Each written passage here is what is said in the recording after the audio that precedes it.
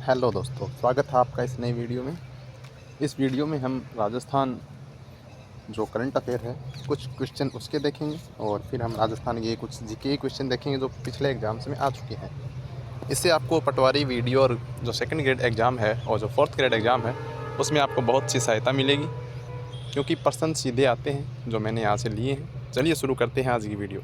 और first grade में भी कुछ एक जो मैंने करंट अफेयर की क्लास डाली है या फिर जीके की डाली है, जो भी मैंने डाला है वहाँ से प्रश्न आए हैं। चलिए देखते हैं। पहला प्रश्न, तो पहला प्रश्न है मिसेस राजस्थान 2025 ये कौन बनी है? तो ये निधि शर्मा बनी है और इनका संबंध जयपुर से है। बात करें करमेती बाई का जो पेनोरमा है ये राजस्थान गवर्नमेंट कहाँ मनाएगी? तो ये खंडेला सीकर में। ठीक है।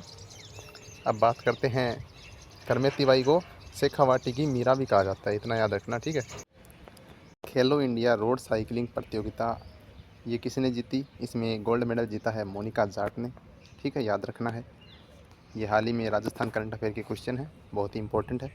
अब देखिए, देश का पहला संविधान स्तंभ कहाँ बनाया गया, मतलब इसका डेवलप किया गया, ये बनाया गया है राजस्थान यूनिवर्सिटी अपने राजस्थान में। ये देश का पहला है संविधान स्तंभ है ये। ठीक है। अब देखिए, चैनल को लाइक और सब्सक्राइब कर दीजिए। ठीक है, वीडियो आपको पसंद आएगी और ये पर्सन आपको आगे एग्ज़ाम में जो देखने को मिलेंगे तो आपको बहुत खुशी होगी। बात करते हैं युग चेलानी, ये खिलाड़ी हैं जो कि उदयपुर से संबंध रखती हैं।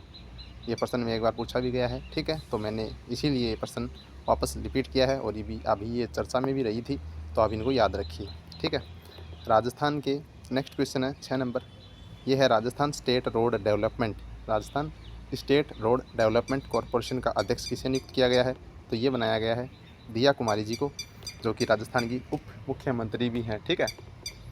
और एक हैं प्रेमचंद बेरवा, वो भी राजस्थान के उप मुख्यमंत्री हैं। वर्तमान में राजस्थान के 2 उप मुख्यमंत्री हैं, याद रखना।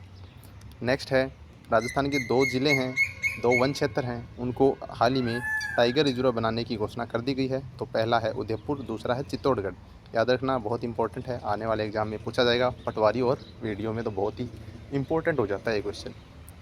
अब देखिए, हाल ही में क्या हुआ, भारत के जो नीति आयोग है उसने राजस्थान के एक व्यक्तित्व को विशेष सलाहकार के रूप में नियुक्त किया है, आमंत्रित किया है। तो वो कौन है?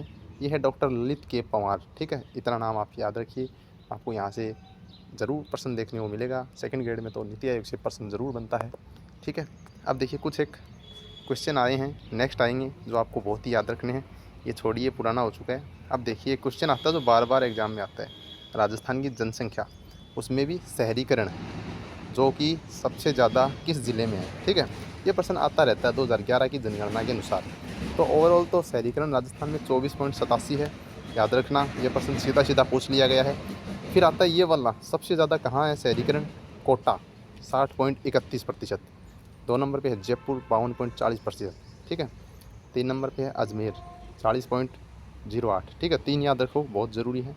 ठीक है, कोटा, जयपुर, अजमेर, ये क्रम से पूछ लिए गए हैं, याद रखना है आपको। सबसे ज़्यादा हैं, शहरीकृत ज़िले हैं ये सबसे ज़्यादा। और बात करें न्यूनतम की, तो न्यूनतम में हवन जो बात करें, जो थार का मरुस्थल है जैसे जैसलमेर, जालौर, यहाँ पर जनसंख्या कम है और वहाँ भी शहरों में जनसंख्या वो और भी कम है। अब देखिए, जालौर में सबसे कम शहरीकरण है। ठीक है, जालौर में 8.30% शहरीकरण है, मोस्ट इम्पोर्टेंट है। 2 नंबर पे है प्रतापगढ़, यहाँ पर शहरीकरण कितना है? 8.27% है। फिर बांसवाड़ा में 7.10% है।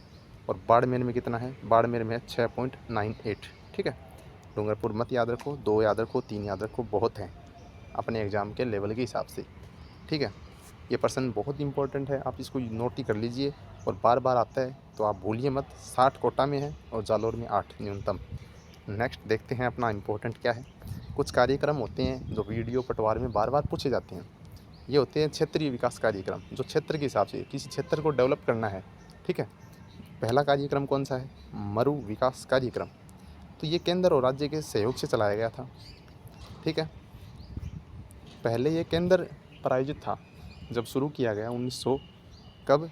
1977-78 में जब ये शुरू किया गया तब ये केंद्र सरकार से पूर्ण वित्तीय सहायता समर्थित था। लेकिन वर्तमान अप्रैल 1999 से ये अनुपात बदल करके वित्त अनुपात कितना कर दिया केंद्र और राज्य का? 75 और 25% कर दिया। ठीक है, इसमें 75% पैसा गवर्नमेंट जो अपनी सेंट्रल गवर्नमेंट है वो देती है और राज्य सरकार देती है 25%। 1 अप्रैल 1999 से किया गया है, ठीक है। अब देखिए राजस्थान के न्यूनतम भूकंप प्रभावित ज़िले कौन से हैं? ये हैं गंगानगर और हनुमानगढ़, ठीक है। यहाँ से प्रश्न आ चुका है, ये प्रश्न आए हुए हैं, मैंने यहाँ पे नोट डाउन किए हैं। अब देखिए नेक्स्ट क्या है, राजस्थान में सूखा संभाव्य कार्यक्रम किस वर्ष प्रारंभ किया गया? तो ये 1974-75 में शुरू किया गया। ऊपर वाला कौन सा था? मरु विकास था, ठीक है। तो सूखा संभाव्य कार्यक्रम 1974-75 में शुरू किया गया। इंपॉर्टेंट लगा लो इसको, वीडियो और ग्रामसेवक वाले, वो पटवारी वाले। नेक्स्ट है मरु विकास कार्यक्रम कब शुरू किया गया? तो 1977-78 जो ऊपर जा चुका है, ठीक है। अब देखिए छप्पनिया काल जो है ये राजस्थान में किस वर्ष पे पड़ा? तो ये 1899 और 1900 ईस्वी सन में पड़ा था, ठीक है।